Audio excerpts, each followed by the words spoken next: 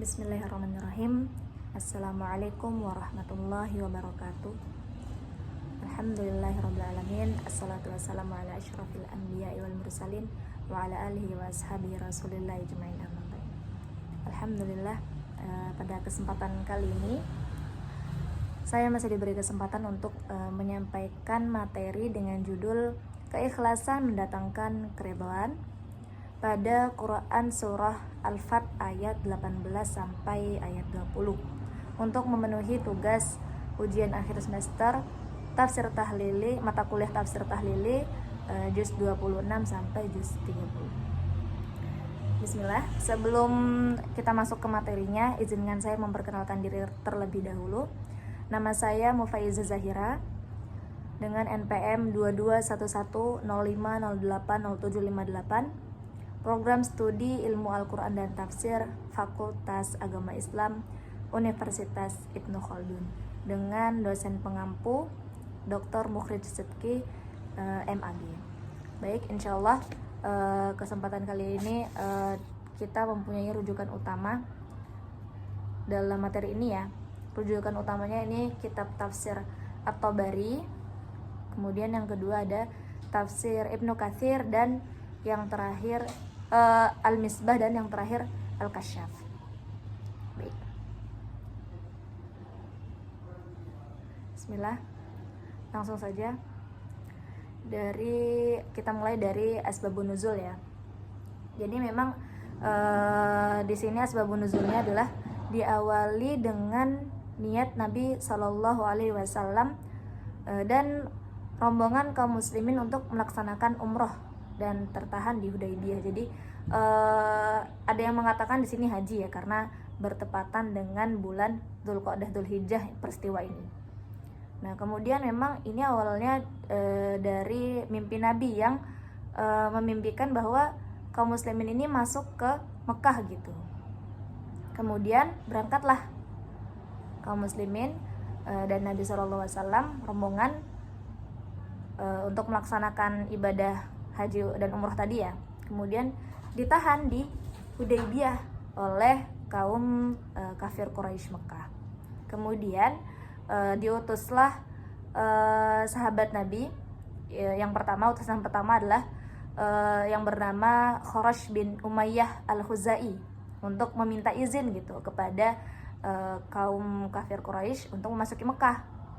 Ini bersama dengan untanya Nabi SAW yang bernama As-Sa'lab. Kemudian ini gagal gitu. Utusan pertama ini gagal. Kemudian diutuslah utusan kedua, yakni sahabat Utsman bin Affan, setelah Umar bin Khattab yang merekomendasikannya. Nah, Utsman bin Affan ini juga gagal gitu. Tidak ada kabar, sehingga Nabi SAW mengajak orang-orang untuk berbaiat. Nah, semuanya berbaiat ya ketika saat itu, kecuali satu orang yang bernama Jad bin Qais, yang beliau ini ketakutan gitu, yang mana ternyata dia ini termasuk orang-orang yang munafik gitu. Nah, ini pembicaraan sahabat ya. Ketika kami sedang beristirahat di masa Hudaybiyah, penyeru Rasulullah SAW berseru, "Wahai manusia, baiat, baiat, Ruhul Kudus, yakni Jibril, telah turun. Semoga salawat Allah tercurah kepadanya." Maka kami bergegas menuju Rasulullah SAW yang berada di bawah pohon samurah. Kemudian ia berkata, maka kami berbaiat kepadanya, dan itulah firman Allah. Firmannya yakni, sungguh Allah telah meridhoi orang-orang mukmin ketika mereka berbaiat kepadamu di bawah pohon. Ini ayatnya. Laqad radiyallahu 'anil mu'minina, wahai Muhammad, Allah sungguh telah meridhoi orang-orang yang beriman. Kemudian ini ada tafsir mengenai tentang ridho ya dari Profesor Quraisy Shihab, yakni ridho jika disandangkan kepada manusia, maka ia adalah kondisi kejiwaan yang menjadikan pemiliknya menerima dan merasa puas dengan sesuatu, sehingga tidak terbetik dalam benak atau jiwanya kecuali rasa senang dan bahagia. Nah, ridho Allah adalah merupakan limpahan karunia-Nya yang melebihi karunia surga. Ini Masya Allah sekali ya ridho ini ya. Kemudian idh yubayi'unaka tahta syajarah, yakni ketika mereka berbaiat kepadamu di bawah pohon. Baiat para sahabat Rasulullah SAW kepada Rasulullah di Hudaybiyah. Nah, baiat ini untuk tidak membelakangi atau tidak kabur gitu ya, karena kondisi saat itu benar-benar ketika Rasulullah ini masih hijrah, umat muslim ini masih sedikit gitu. Jadi kalau misalkan tidak berbaiat, takutnya pada membelakangi atau pada kabur gitu. Kemudian yang kedua karena mengira Utsman bin Affan telah terbunuh, dan juga dinamakan baiat Ridwan karena turunnya ayat ini. Kemudian jumlah yang berbaiat sahabat Nabi pada saat itu adalah 1.400 sahabat.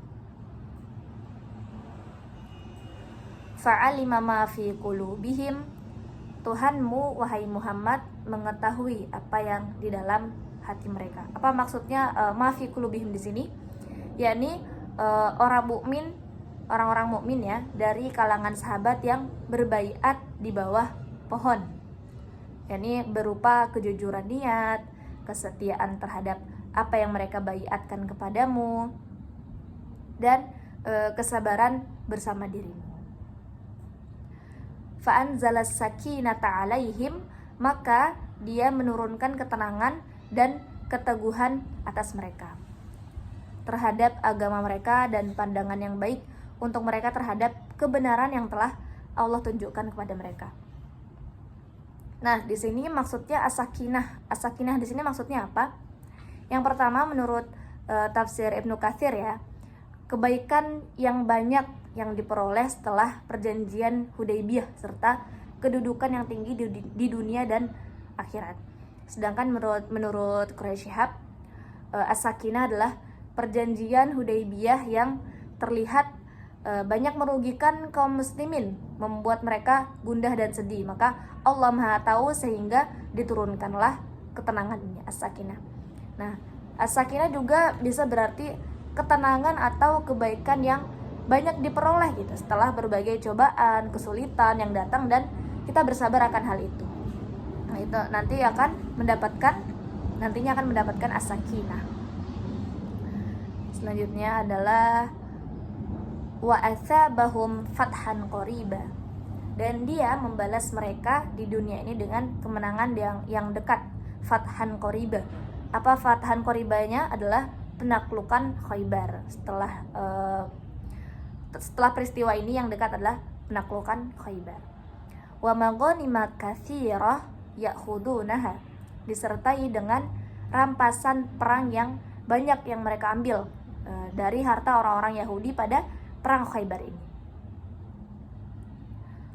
Wa kana Allahu azizan hakima, Allah Maha perkasa dalam membalas dendam kepada musuhnya, dan juga Allah Maha bijaksana dalam mengatur sesuai kehendak ketetapannya.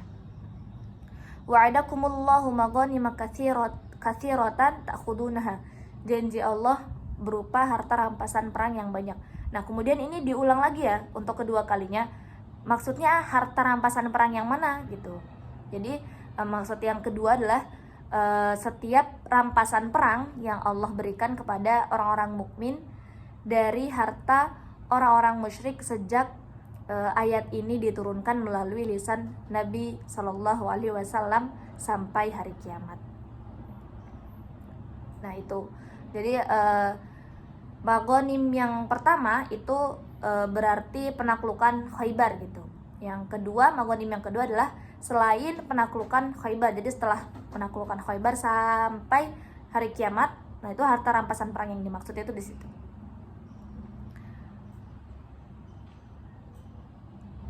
Fa'ajjala lakum hadihi, Allah mengabarkan bahwa dia menyegerakan ini untuk mereka. Nah, apa yang disegerakan ini berbeda dari apa yang tidak disegerakan. Maksudnya adalah penaklukan Khaybar ini adalah disegerakan bagi mereka, karena itulah rampasan perang yang mereka peroleh paling dekat setelah baiat ridwan. Jadi disegerakan gitu pada penaklukan Khaybar ini. Kemudian ini menurut tafsir At-Tabari ya. Yang kedua, perjanjian Hudaybiyah ini adalah yang disegerakan menurut Al-Aufi. Kemudian di sini maksudnya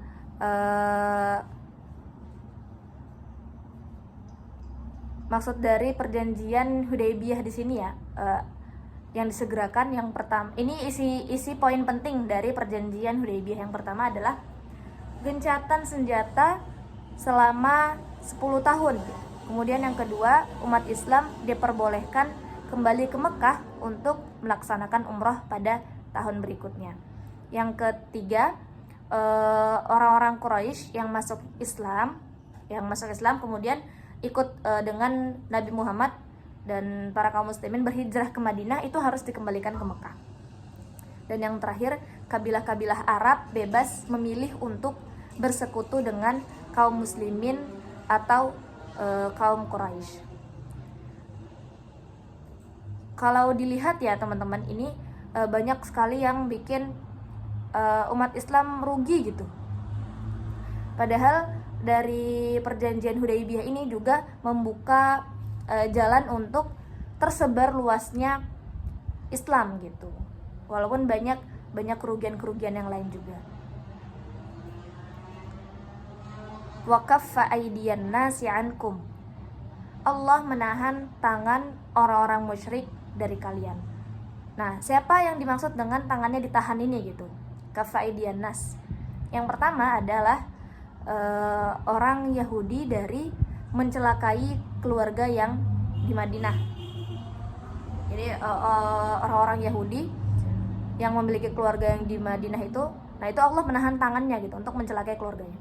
Yang kedua adalah ketika perang Khaybar ya, itu Allah menahan bala bantuan untuk membantu orang-orang Yahudi gitu agar mereka kalah, dan yang mana adalah umat muslim gitu, orang Islam. Yang ketiga, kafir Quraisy dari menyerang muslimin di Hudaybiyah gitu.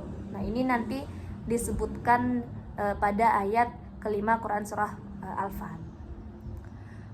Walitakuna ayatan lil mu'minin, dan agar hal itu menjadi tanda dan pelajaran bagi orang-orang yang beriman kepadanya. Maksud ayatan ini apa?